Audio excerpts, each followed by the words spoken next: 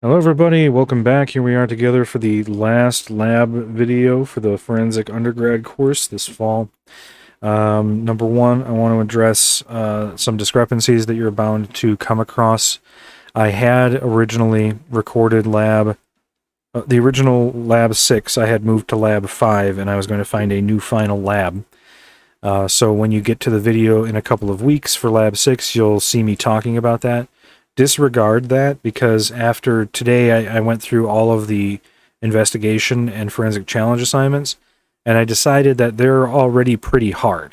They're going to take you a pretty good amount of time in order to sift through that data.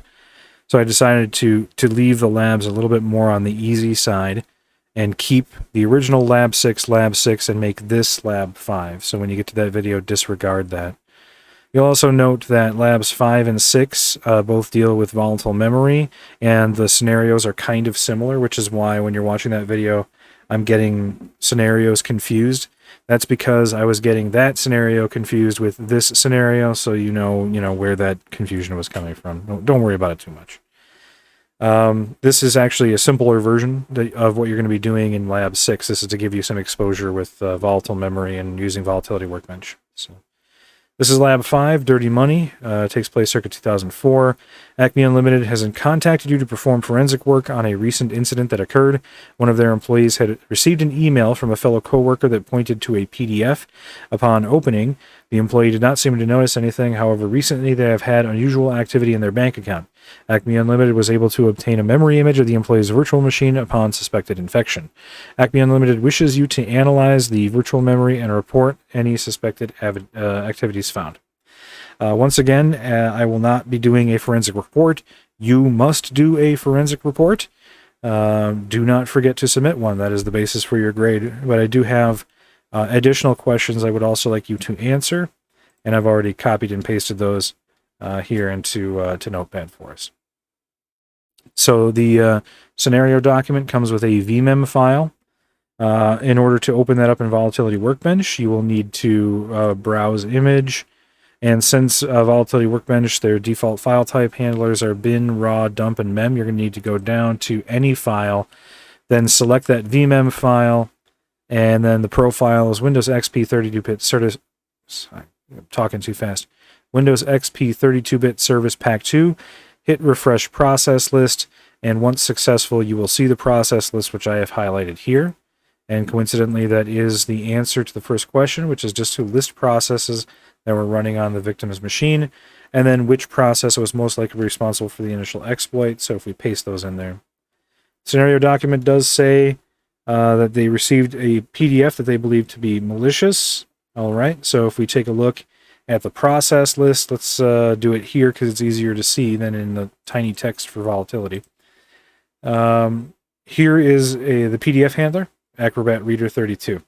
That is process ID 1752. When a process is executed on a Windows machine, well, when it's executed, it will receive a process ID. That process ID identifies that process among all of the other running, current, and former processes on the machine. The PPID is the parent process ID. So when apologies, I can't remember what I was saying. I can't remember what I was saying a moment ago. I got interrupted. So that this, let's get rid of that. Okay. All right. So the scenario document says it was a PDF. Acrobat Reader is obviously our. Oh, right. I was talking about process IDs and parent process IDs. Why am I getting the G46? What the fuck? What did I run? I don't know. Whatever. So, process ID 1752 in this case. The parent process ID is when an application spawns an application, and at a low level here in any operating system, you're going to run into that scenario. So, for example, you have the initial BIOS post, and then you have your pre-boot, and then your boot sequence, and then finally the subsystems for the operating system come up, which we can see here: SMSS and CSRSS and so on. You can see that, for example, parent process ID 4 is system. System is the PPID for 548, which is the SMSS. SMSS is the parent process for CRSSS, WinLogon, and so on. In the case of Acrobat Reader, we can see 1752 is the process ID for Acrobat Reader, but it was spawned by 888, which is Firefox. So the responsible for the initial exploit is Firefox led to PDF to Acroread 32 is the answer to that. Now list the sockets that were open on the victim's machine during the infection. Are there any suspicious processes? So in order to do that, and by the way, I'm using Volatility Workbench. This is version 210 in Lab 6 when you get to that video, since I recorded it first. I tried to use the newest version, which is 3 at the time of this recording, but I found that it was not, I didn't know the layout as well, but also I think for these older images, it probably also doesn't, which I can't blame them for not supporting images for Windows XP 32-bit in, this day and age. But we can still use it, and it's not that different, so, we'll be all right if we, go back in time a little bit here. There's 2 commands underneath the networking here. There's connections, sockets, and sock scan. Sockets is a list of open sockets, as you can see there in the command description. And sock scan, there we go. Pool scanner for TCP socket objects. So we're going to do a sockets scan. We're just going to run that.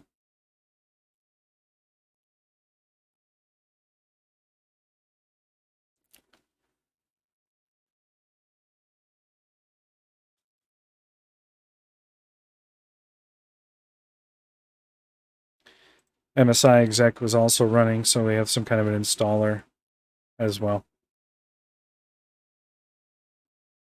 688 services. Yep.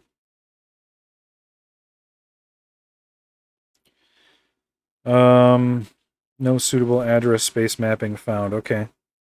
Permission denied. It's odd. All right, let's try a sock scan. Let's just run it without any parameters and see what we get back.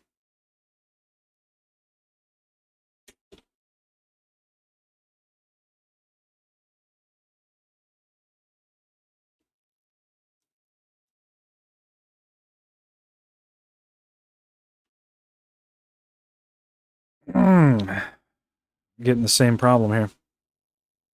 I'm not sure what the issue may be here. No suitable address space mapping found. Okay. Well, that's okay. Let's see if we can get anything back on any of our open connections. I may just need to adjust the question to be sure students can access the correct answer. I wrote these questions, I don't even know how long ago now, whatever the last time I used this Quora was. No? Okay. I have an issue here. I don't recall having problems like this with this image before. Certainly not an issue of space. No base address. Oh, might need to re-import this. Yeah, let's refresh the process list. Let's try this again.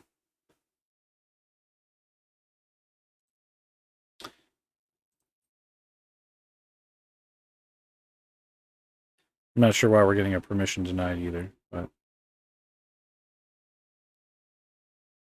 when in doubt, refresh the process list.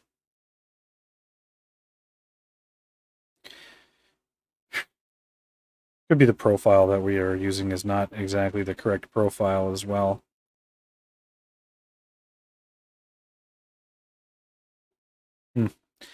Odd. All right, let's go back. I'm going to actually make a copy of the vmem. Volatility Workbench crashed. That was going to be my next move anyway. Is to close that and reopen it, so I'm just fine with that.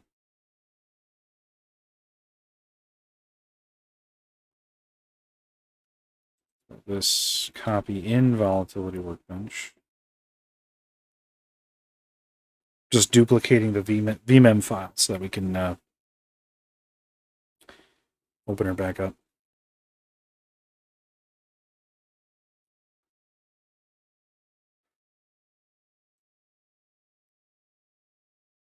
And let's rename that to Lab 05 vmem and restart volatility workbench.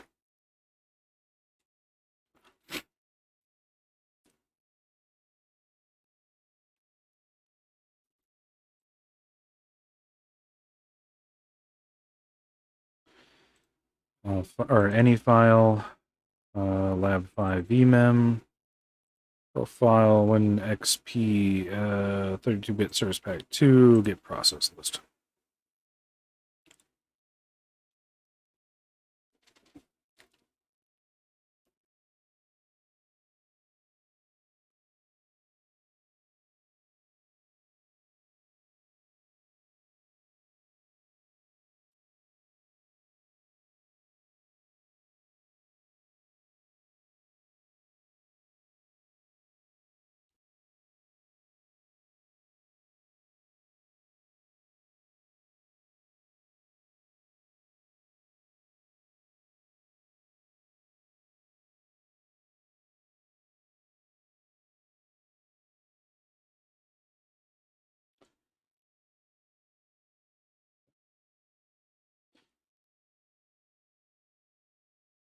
Come on, let's go.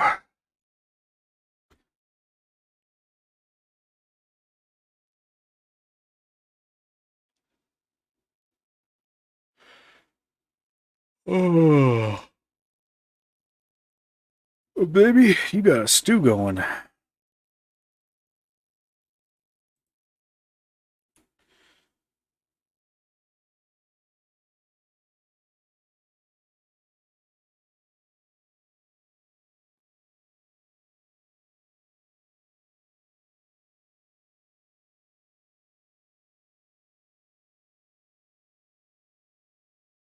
Come on, volatility.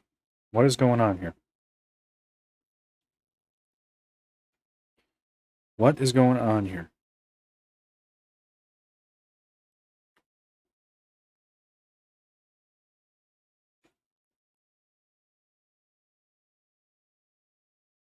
Windows. Oh, Service Pack 3. That may be my problem.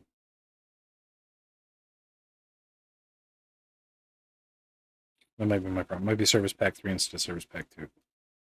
All right, well, there's our process list. Let's try that socket scan again, and if it fails, then we will know we should probably switch our there we go, sockets. Switch our profile to Service Pack 3 instead of Service Pack 2. Because, like I said, having the wrong profile would explain that. Sometimes you get a profile that is close enough that some of the memory addresses it will scan will be the same. All right, we did get sockets that time. All right, so here in the sockets output, we got, here's the process ID, which should look familiar from what we were just speaking about a moment ago. But it's process 1752 for Acrobat Reader. Look through the list here. Here's 888. We know that that's Firefox. Firefox 1752 right here is Adobe Reader. But we also want to make sure that we check our addresses here as well. 1752. Here's another one right here. All right. What exactly was the question? List the sockets that were open on the victim's any suspicious processes that have sockets open.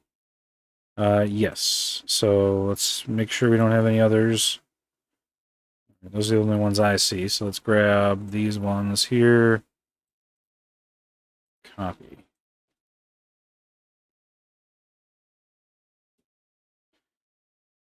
1752 on ports 1178 and 1177 on TCP and UDP. All right. List any suspicious URLs that may be in the suspected process's memory. Okay. So we for that we can actually go to connections and print the current connections here and see if we have any relevant. That's the word I'm looking for. Relevant data there.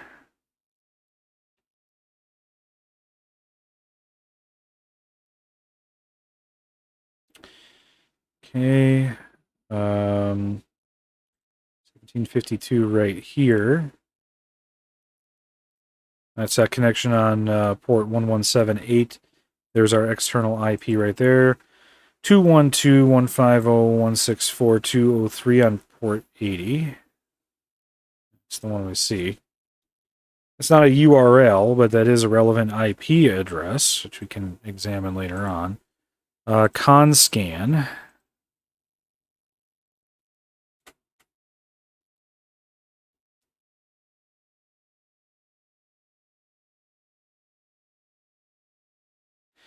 And another thing we can do to search for URLs is, as we will do again in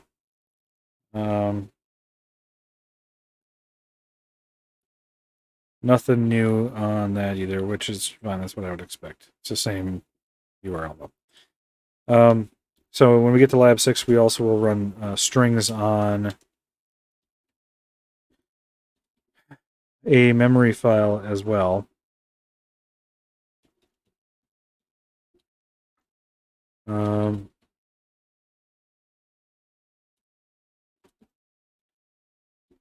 Do I have strings in my path? I don't have strings in my path. Hold on, I gotta move that. I should have it in my path. I don't know why I don't, but I don't.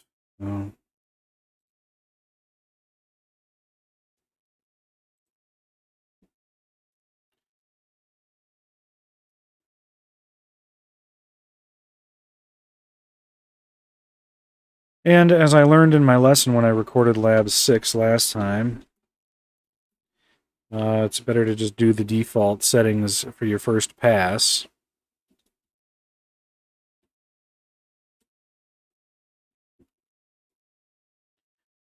And pipe it out to strings.txt.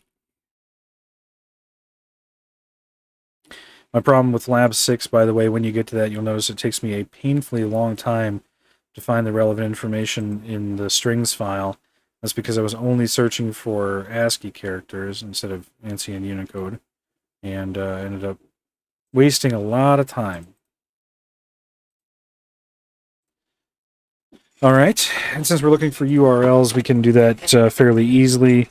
We could just do a regular expression search here for a URL format, but that's okay. We'll just do a quick search through here. Let's find all on documents. And obviously, we're not going to want to mark down Mozilla or Netscape or anything. Those aren't going to be relevant. Google's not going to be relevant. Just keeping our eyes open here for anything that might look suspicious. We got a lot of them, though. A lot of them.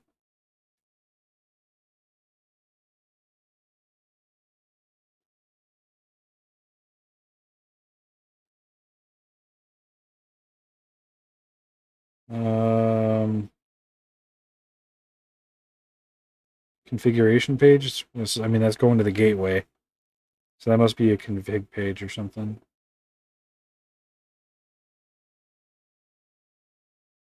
Perl. I don't know what that is. Let me see if that's a legit thing.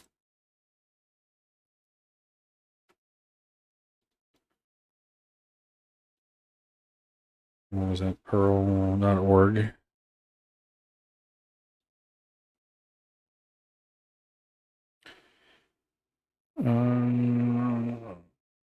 System URLs for permanent addresses for resources on the web. Okay, well, that makes sense then.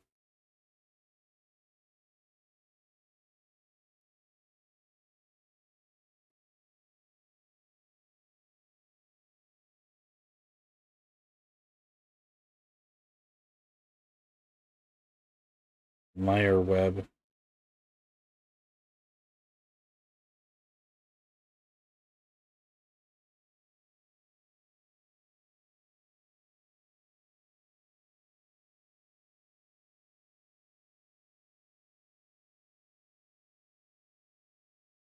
Connection to 176.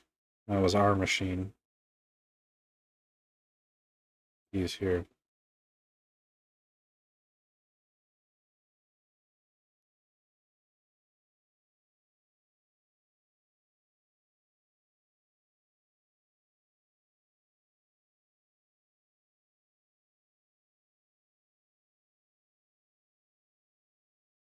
oldversion.com.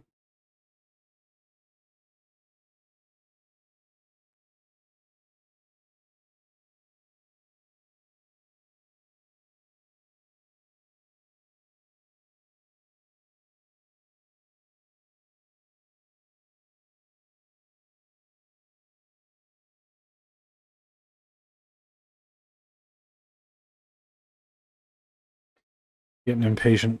Scrolling down.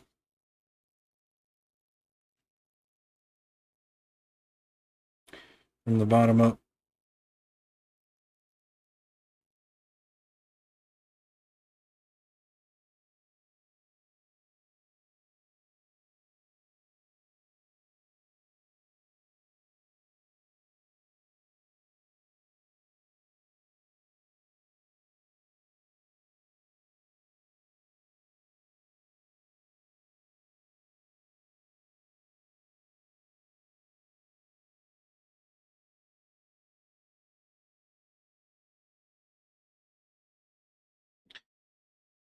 Oops.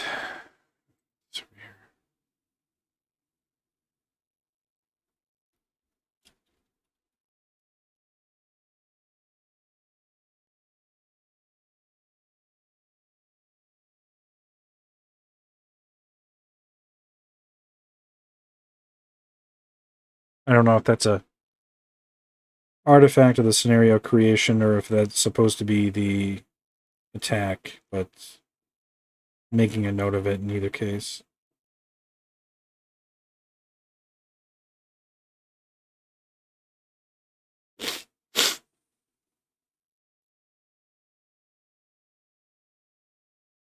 All right, you get the idea. We search through this, we find the URLs. I don't know if there's more. There probably is, but it's fine. Are there any other processes that contain URLs that may point to banking troubles? If so, oh, yeah, that's another thing we can do, by the way. We can also, let's see, we can do,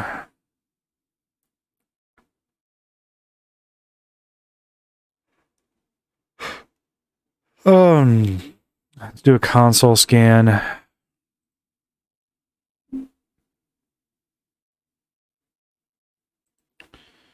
The file extraction.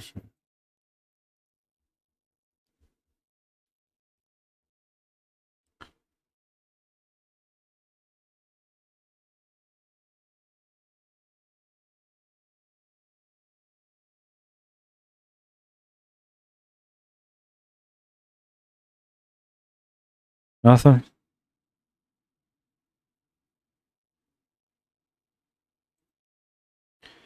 Let's try command scan.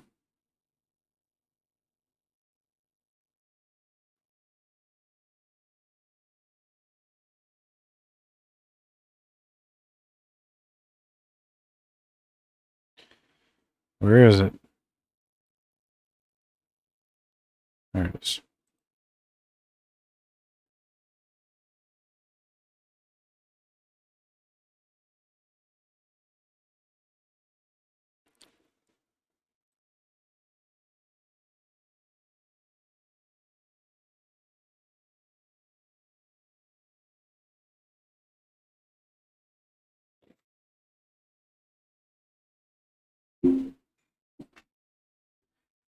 Nothing. Okay. All right. So then what we can do is, not a VAD dump. Proc dump.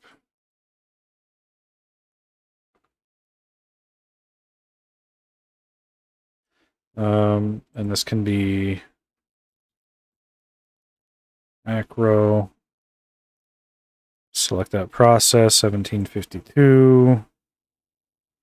Carve memory sample. And run.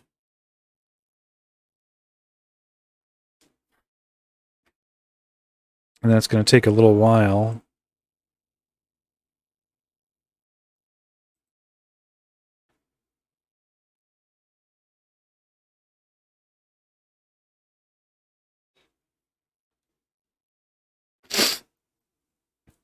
Okay.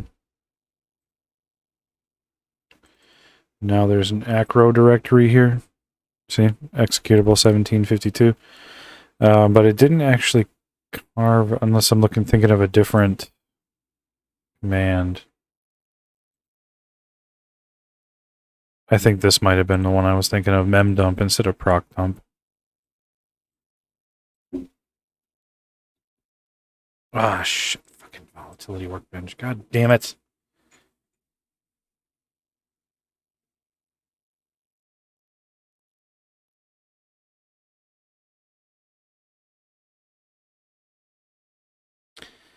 Sadly, sometimes you get what you pay for with forensic tools. Not that volatility workbench is a bad tool by any stretch of the imagination. It definitely is not, but it is what it is. This time I'm going to load it up with 32-bit Service Pack 3 to avoid memory issues as such.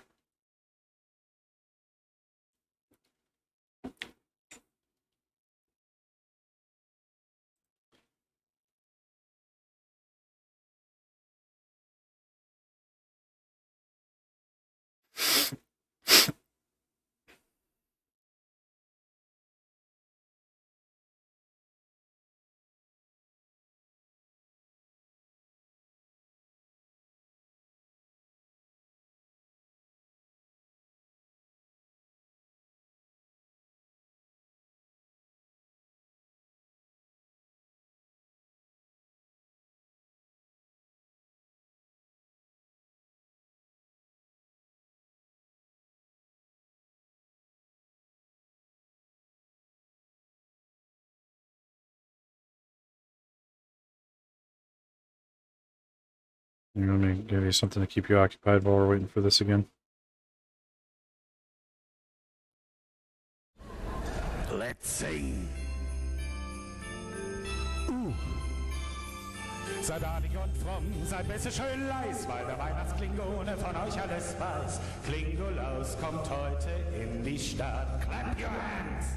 Seid lieber ganz nett und immer schön brav, weil das Mäckleck nicht fehlen ihm darf. Klingolaus kommt heute in die Stadt. Seid artig und fromm, seid besser schön leis, weil der Weihnachtsklingone von euch alles weiß. Klingolaus kommt heute in die Stadt.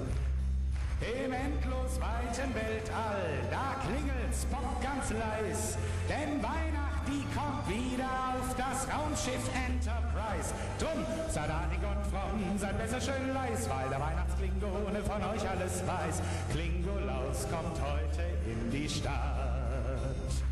Benehmt euch recht nett, seid lieber schön brav, weil das Mäckleck nicht fehlen ihm darf. Klingolaus kommt heute in die Stadt. Seid artig und fromm, seid besser schön leis, weil der Weihnachtsklingone von euch alles weiß. Klingolaus kommt heute in die Stadt.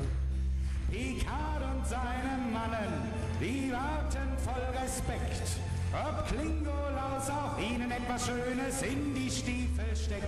Drum, seid artig und fromm, seid besser schön leis, weil der Weihnachtsklingone von euch alles weiß. Klingolaus kommt heute in die Stadt. All right, that one's finally done. Let's try that mem dump again.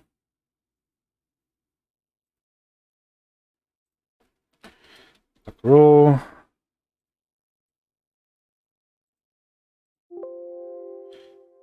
Okay. All right. And while that's running, we return again. Benehmt euch recht nett, seid lieber schön brav, weil das Mäckleck nicht fehlen ihm darf. Klingolaus kommt heute in die Stadt. Seid artig und seid besser schön leis, weil der Weihnachtsklingone von euch alles weiß. Klingolaus kommt heute in die Stadt. Der Worf denkt voller Schrecken und auch nicht ohne Graus, weil er nicht brav gewesen ist in diesem Jahr an Klingolaus. Drum, seid artig und fromm, seid besser schön leis, weil der Weihnachtsklingone von euch alles weiß. Klingolaus kommt heute in die Stadt. Noch besser, Klingolaus ist heute in der Stadt.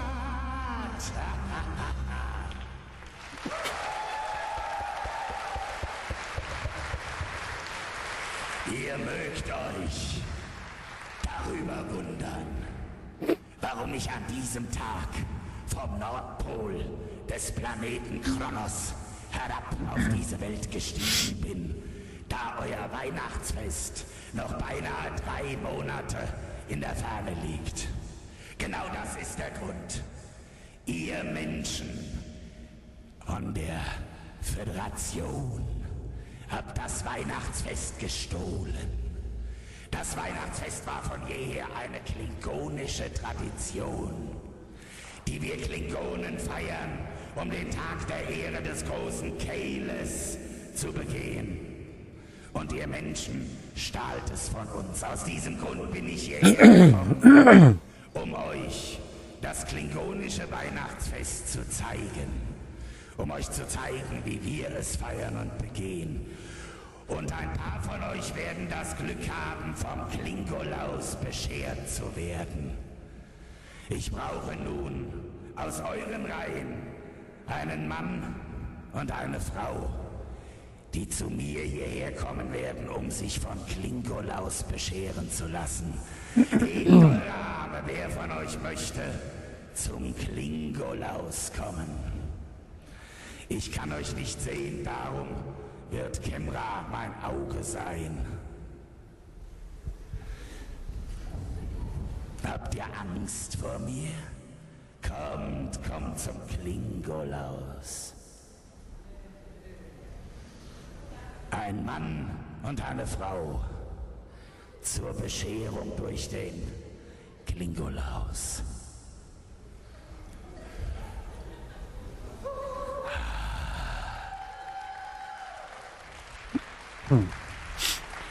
Ein mutiger Mann ist der Erste. Nimm Platz. Und nun sage mir, Nordi or Nice, warst du artig oder unartig? Bin der bravste Mensch überhaupt. Er war brav, lasst ihn uns enthaupten. Wir stellen ihm die Frage noch einmal. Nordi or Nice, artig oder nicht artig? Bin ganz, ganz unartig. Doch ihr alle wisst. Okay, God, that took a while. All right, so our output and then from the memdump is this DMP file right here, which we could also do strings on to narrow down our search, since we have quite a lot to go through here. But that too is not precisely what I was looking for.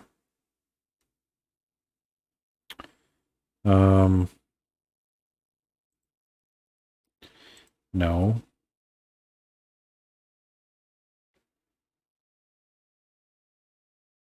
Let's try searching for that IP that we know about then.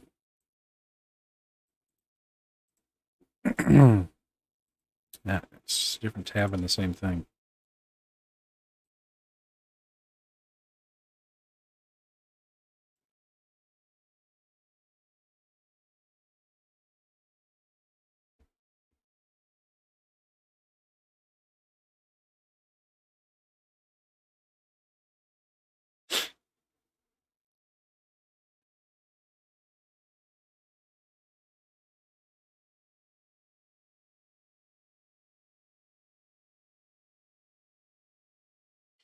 There's the IP, searchnetworkplus.com.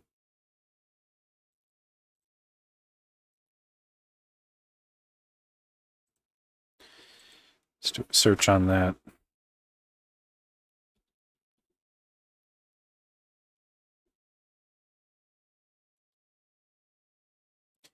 IP malware domain list.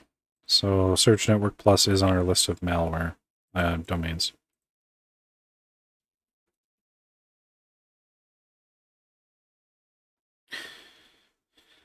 We know that this is what was the process ID?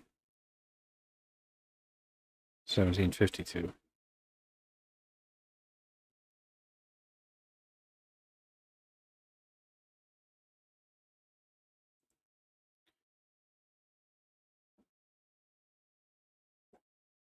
Let's see if we got any others.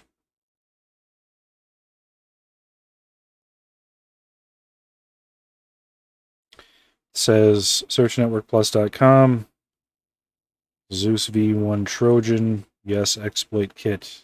PDF exploits.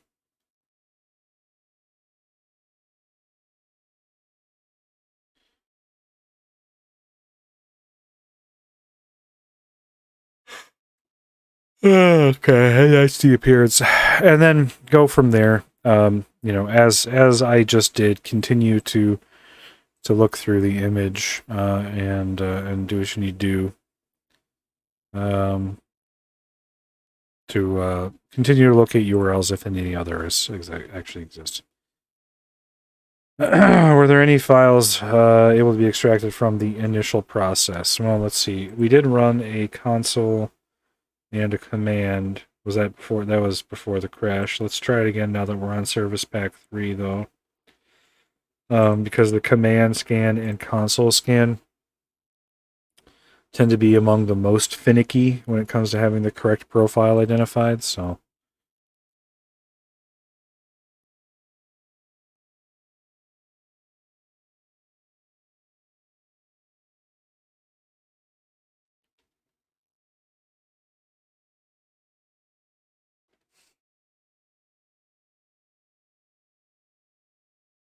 nope.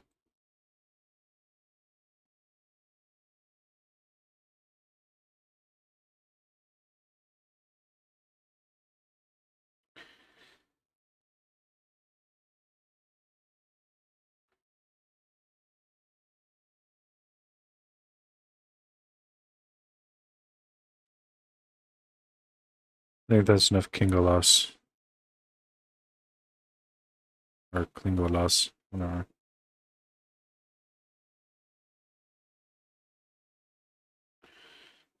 No, nothing there. What was the question again? Oh, files, right. Let's do a file scan. Oh, we could do a malfind too.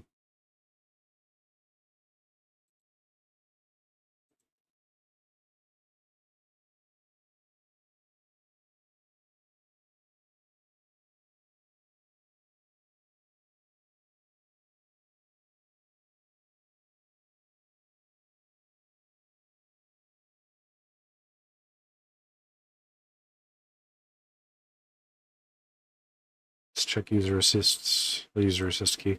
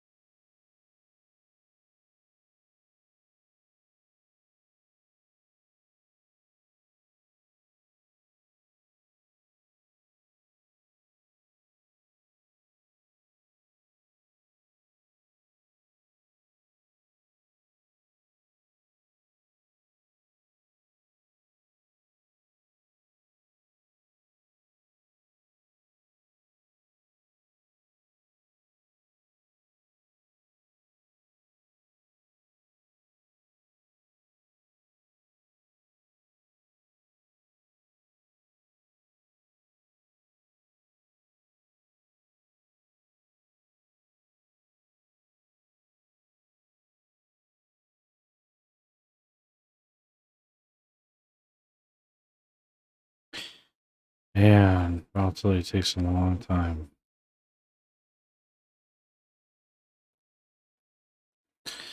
Finally, let's see what we got. My Explorer, Firefox.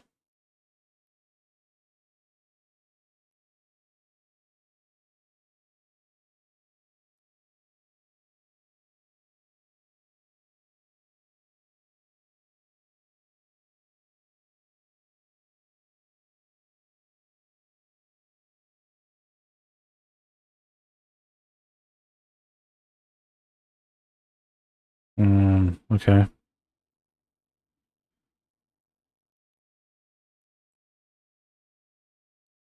Shell bags.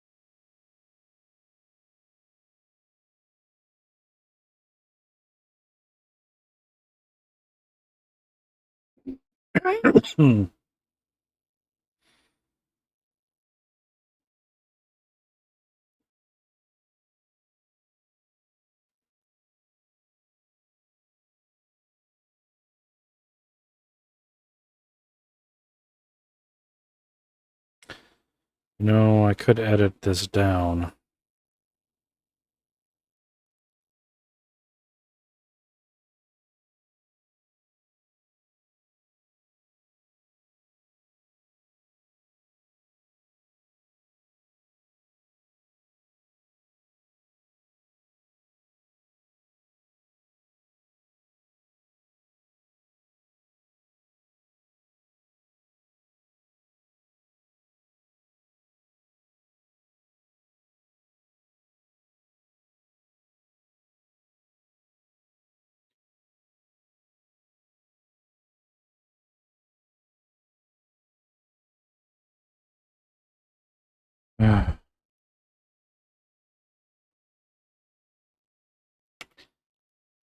Okay, I decided to just start pausing the recording here while waiting for things to finish. Alright, so here's our output from that. We do have Acrobat, reader. No files there. I mean, maybe we ought to just do a file scan, get it over with, and see if we can find what we're looking for there. Could also do a mal find. Restrict that to process 1752. See what we get back. Okay. Okay. Mal find is done on this.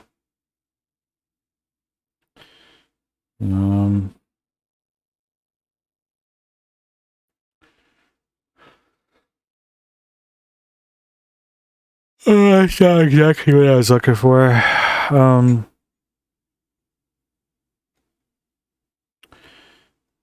File scan.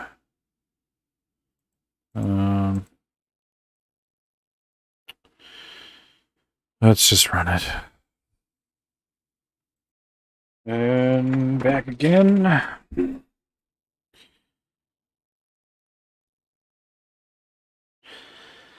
Let's get up to the top.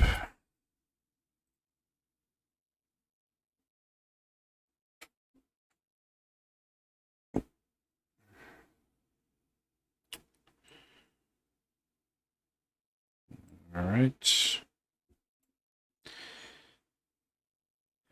Check in to see if we get any files.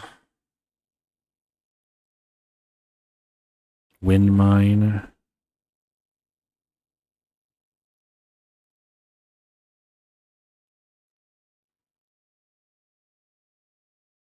Is that Minesweeper?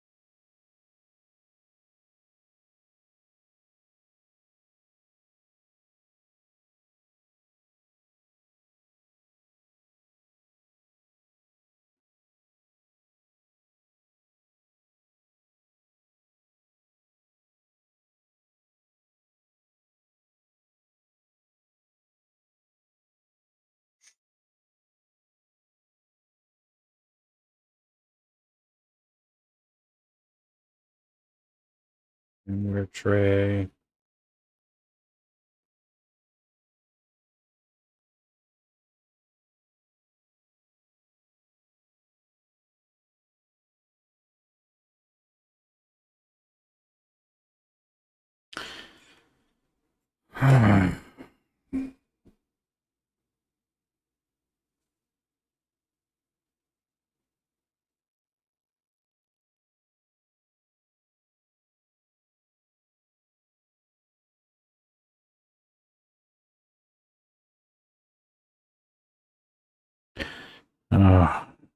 Honestly.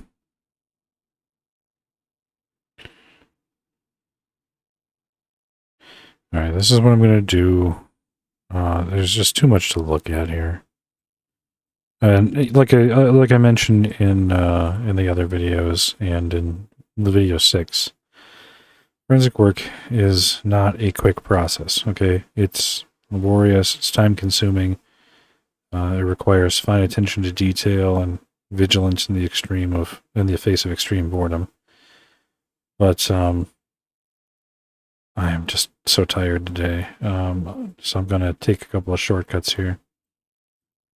Just know that normally going through this stuff with a fine-tooth comb would absolutely be the order of the day. Of course, there's nothing wrong with taking some shortcuts as well, as long as you are thorough, and after you take shortcuts, you come back. I'm just going to copy and paste the output from files, because we know it was a PDF file that most likely kicked this thing off, so that's what I want to start with.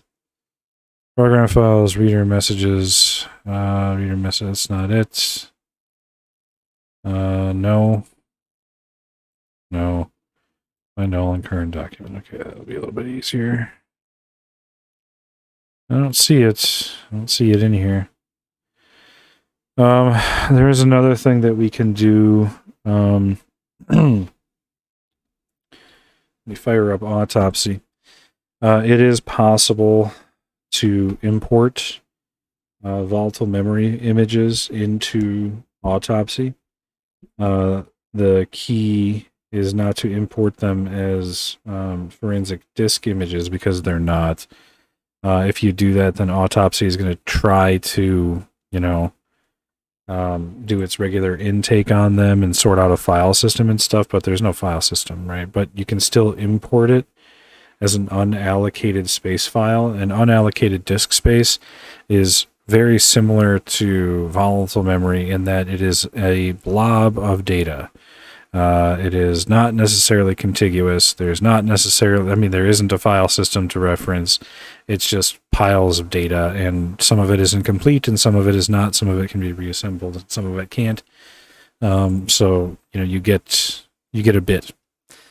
We also have the dump file here from Acrobat Reader, and this certainly will contain more precise information to search through, so we could run a strings on just that and see what we get back. As a matter of fact, how about we do? What the hell? I'm going to grab strings. I'm going to put that into this. This will be lab level 5. I'm going to put this. Okay, I'm going to put this into the. Okay, I'm going to put this into the acrodump directory. Let's go there. And strings.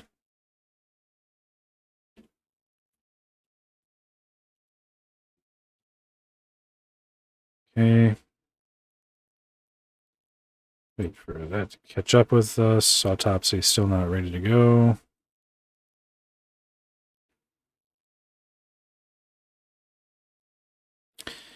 Okay. And that's still a lot of data to go through, but it is significantly less data to go through.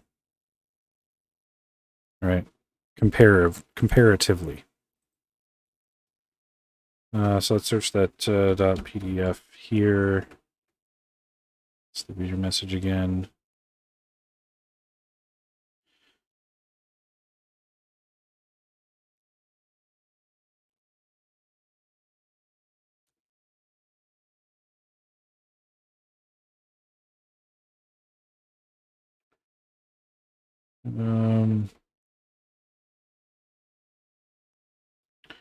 Still not ready yet.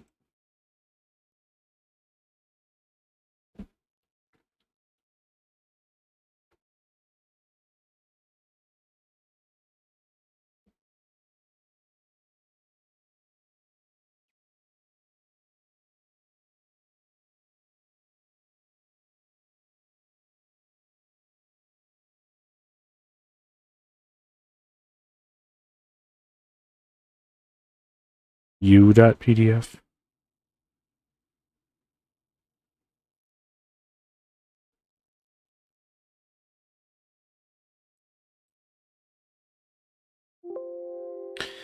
Okay.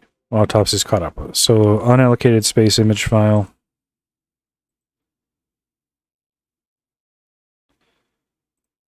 Back there.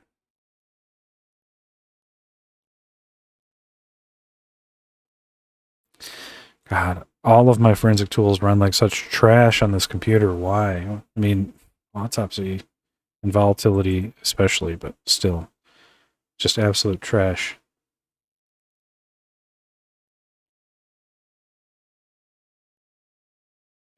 All right, I'm just gonna pause so I'm not burning. I'm already at an hour here, and most of that has been just watching Klingo Claws. I think it was. All right, intake isn't quite done, but I think that we got enough. We can we can push forward on here. So I imported that as an unallocated memory blob for autopsy, and the reason that we're doing that is because autopsy has built-in. Well, it just does a lot of the work for us with the intake scripts. It's already doing keyword hits. It's already looking for email addresses. We could set it up to with a regular expression for URLs as well. But also it'll help us to carve out any of those PDF files, whatever. If it still is in there, whichever one may be the infected file. And I see we already have 8 PDF files here sorted out for us as well. So we're not necessarily going to be able to see much in them, and I might have to wait for intake to be done to see the rest of them because autopsy is so sluggish.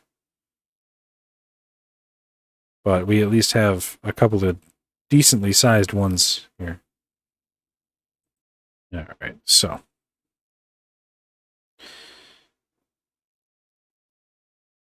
We don't have a PDF reader here. I'm checking to see translated here if we got any suspect URLs or anything.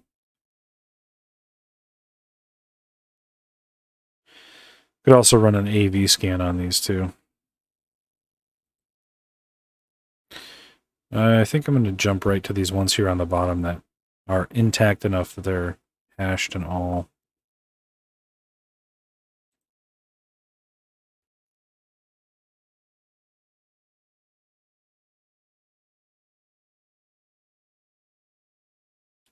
Start with the last one.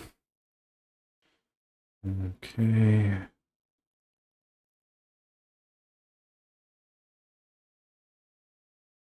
Tabloid.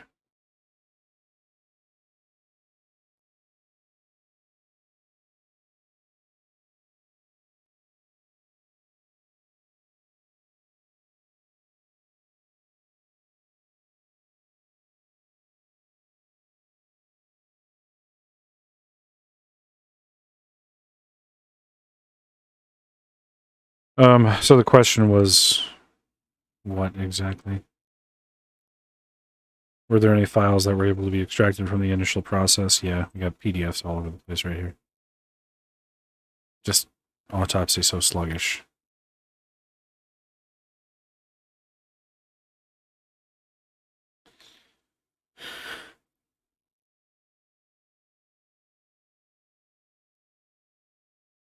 Come on, please. I haven't got all day.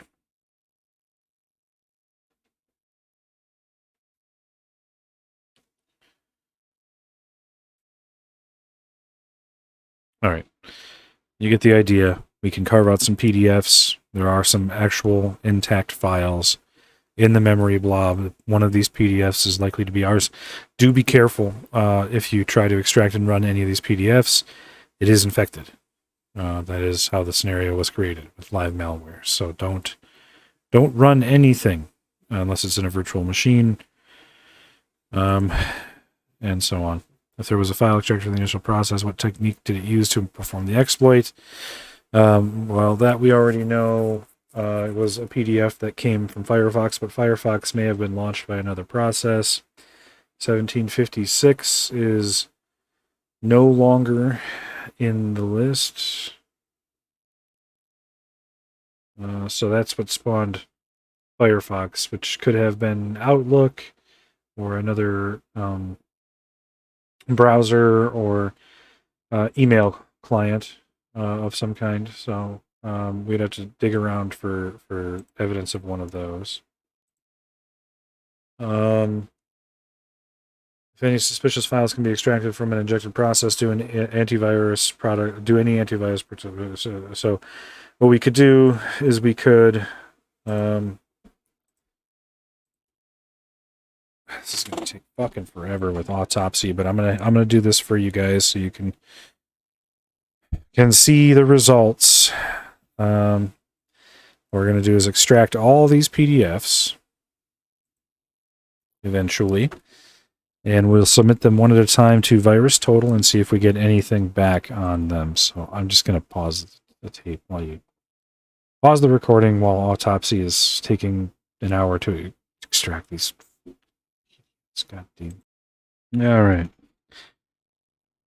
One at a time here with the PDFs. So the first one I've got is, so when, well, let's just see what we get. That one's clean. Clean. It's also possible that autopsy hasn't carved it yet because we are still waiting for intake to finish. So if these all come up empty, then don't lose heart. There's one. Let's keep going though. Zbot. There we go. So just like that, just one at a time, check them out and see what you get back. Well,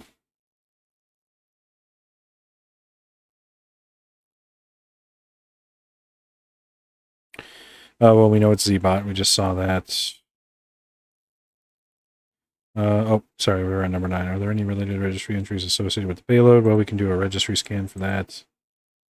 Registry hive scan, hive list. Print a list of registry hives. No, let's do could do a hive dump, but let's do a hive scan here and see if we get something useful here. But yeah, there's registry scanning modules here for volatility. I think you guys could handle the rest, but let's see what our output is here. That's not helpful.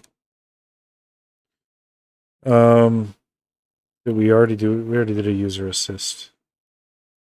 Okay, let's just do a hive dump then.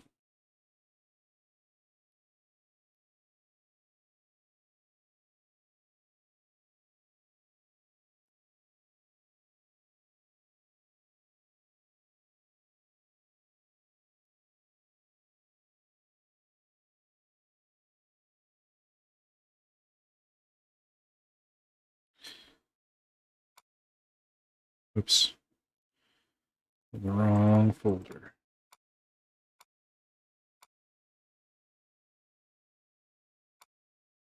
Oh, it's because I moved it over here.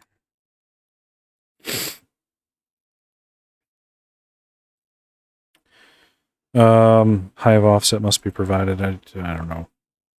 It's in there somewhere. Dump registry. Yeah, okay. That's the one I was looking for. Creates a directory here in your volatility working folder. That can then creates that dump file to search through, just as we did before with the reader process. Okay. So that should be that should get you most of the way there to answering the questions. There shouldn't be any after that should be too hard. Look at the files. I know that I'm leaving you guys largely to your own devices on this one, but I feel like it's pretty appropriate for the second to last lab. But do contact me if there's any lingering questions or if you run into any problems. And we'll see you later.